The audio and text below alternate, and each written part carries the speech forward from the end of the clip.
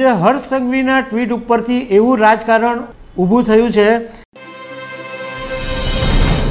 નમસ્કાર દર્શક મિત્રો, ગુજરાતના રાજ્ય ગૃહમંત્રી હર્ષ સંઘવીએ એક્સ પ્લેટફોર્મ ઉપર એક ટ્વીટ કર્યું છે અને એ ટ્વીટમાં એમણે એવું લખ્યું છે કે પેટલાદ ખાતે 2000 વર્ષ જૂના અતિ પૌરાણિક ચામુંડા માતાજીના મંદિર ખાતે પૂર્વ ધારાસભ્ય નિરંજન પટેલની હાજરીમાં મા ચામુંડાના દર્શન કર્યા અને ધન્યતા અનુભવી અને જનતાના કલ્યાણ અને સુખાકારી માટે પ્રાર્થના કરી।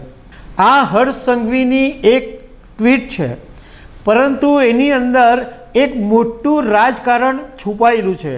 કારણ કે એમણે એમ લખ્યું કે પૂર્વ ધારાસભ્ય નિરંજનભાઈ પટેલ, હવે પૂર્વ ધારાસભ્ય કયા પક્ષના છે એ નથી લખ્યું, પરંતુ આ પૂર્વ ધારાસભ્ય છે એ કોંગ્રેસના ધારાસભ્ય છે અને એમણે ગયા વખતે ટિકિટ નહીં આપેલું તો કોંગ્રેસમાંથી રાજીનામું આપી દીધેલું।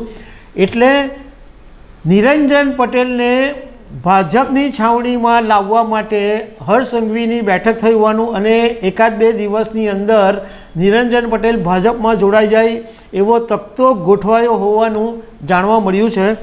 તો દર્શક મિત્રો, આના વિશે તમારી સાથે વાત કરીશું। મારું નામ રાજેશ શાહ છે અને તમે જોઈ રહ્યા છો ખબર છે.com।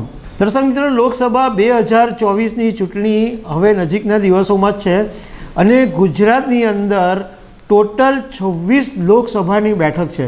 આમ તો છેલ્લી 2 લોકસભાની ચૂંટણીથી 26 બેઠકો ભાજપ પાસે જ છે, પરંતુ ભાજપ એવી પાર્ટી છે કે આત્મવિશ્વાસ એટલે આમ ગેલમાં નથી આવી જતું કે અમારી પાસે 26 જીતીશું જ, એનું મહેનત ચાલુ જ રહે છે।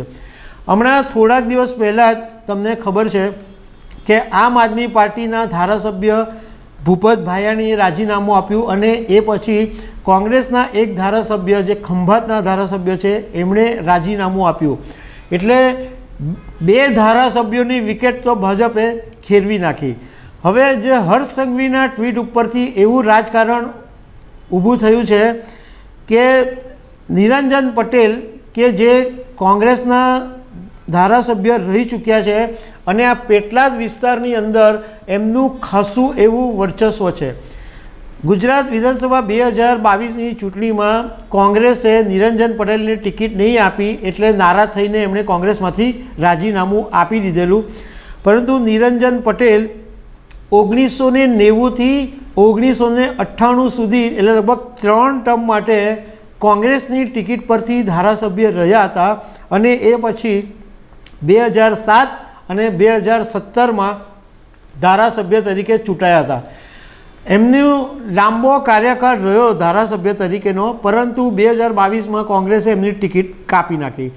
હવે એવું લાગે છે કે ભાજપ આવા બધા હીરાઓને શોધી રહ્યું છે, એટલે નિરંજન પટેલની સાથે પેટલાદના એક મંદિરમાં હર્ષ સંઘવીએ પૂજા કરી અને જાણકાર એવું કહે છે કે એમની સાથે પછી મિટિંગ પણ કરવામાં આવી અને નજીકના દિવસોની અંદર નિરંજન પટેલને ભાજપમાં લાવવાનો તકતો પણ ગોઠવાઈ ગયો છે। એટલે એવા સમાચાર 2-3 દિવસમાં આપણી સામે આવી શકે કે નિરંજન પટેલ હવે ભાજપમાં આવી ગયા છે।